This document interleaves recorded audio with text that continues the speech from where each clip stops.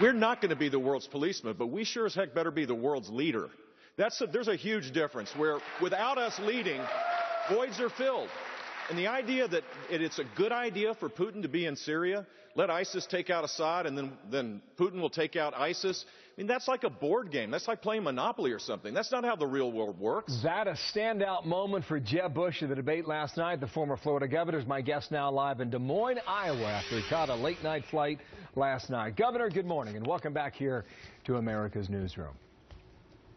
Good morning, Bill. I can't count the number of articles I read this past week saying that you needed to have a good night last night.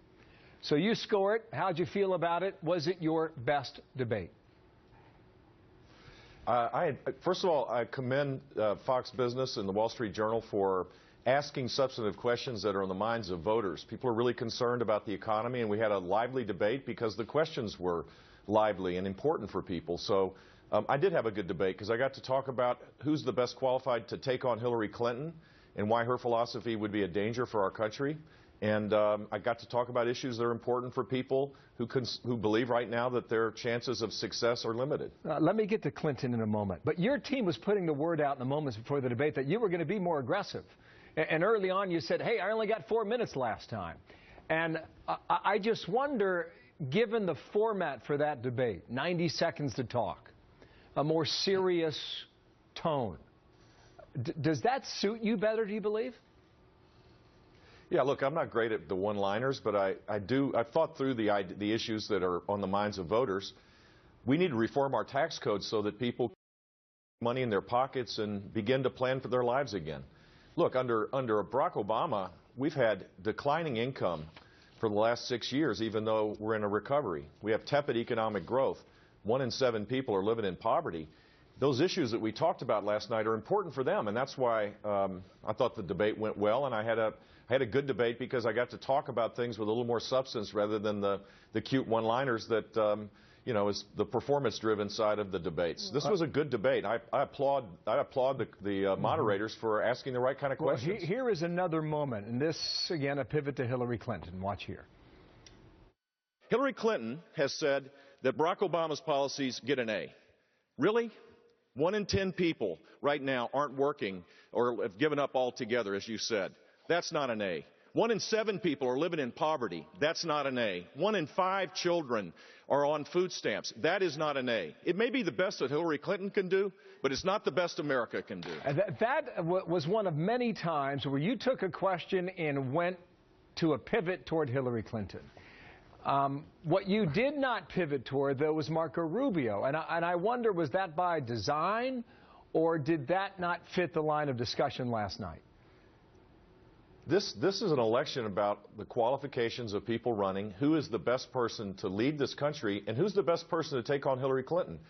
In my case is, I have a proven record, 32 years in business, 8 years as governor, with a proven record of conservative principles being applied to lift people up. And Hillary Clinton, as 8 years as a United States Senator, passed three bills that became law that she sponsored: a highway, a monument, and a post office, and a failed foreign policy. I think we have to have someone that actually has a record to run against her, and that's why I tried to post up against the likely nominee on the other side who wants to double down on the failed economic policies of this president. Well, I understand the contrast. I'm not going to understand the strategy why you did that. But back to Marco Rubio. Well, thank you, Bill. Maria Bartiromo described the two of you during a commercial break as two guys who were not looking at each other and not talking with each other. But apparently there was a clip at one moment where the two of you did have some sort of exchange, and Senator Rubio was asked about this on Good Morning America. What was that all about, Governor? We had an exchange at every break, and it was a cordial exchange. I normally go to Mass at noon before the debate, and Marco and his lovely wife normally are there as well. They weren't there this time, but prior to the debate, he made fun of my paleo diet. I mean, we're good friends. I admire him. He's a gifted politician for sure. I just think I have the record to lead our party into the general election to win. But we're good friends. There was nothing. Okay, I mean, he said it was no big deal. Was it or was it not? No, every time we talked, it was a cordial conversation. Your campaign just informed us that Bob Dole is now on board. It is Veterans Day. What is the significance of him with you now? Oh my gosh, Bob Dole is an American hero. I'm so honored to have his support. I'm honored to have the support of literally hundreds of veterans, including, by the way, 12 Medal of Honor recipients that support my campaign because of my pledge to fix the Veterans Administration and to restore our military strength. So Bob Dole is someone who is just an iconic political figure. I admire him so much. He reminds me of my dad. These are people from the greatest generation that have served selflessly this country in so many ways. Well, on that note, we salute all of them today. Thank you, sir, very much for your time, Governor. Next debate, 1 month away, December 15th in Nevada. We will see you hopefully before then. Thank you, Governor. Thanks, Bill. You bet.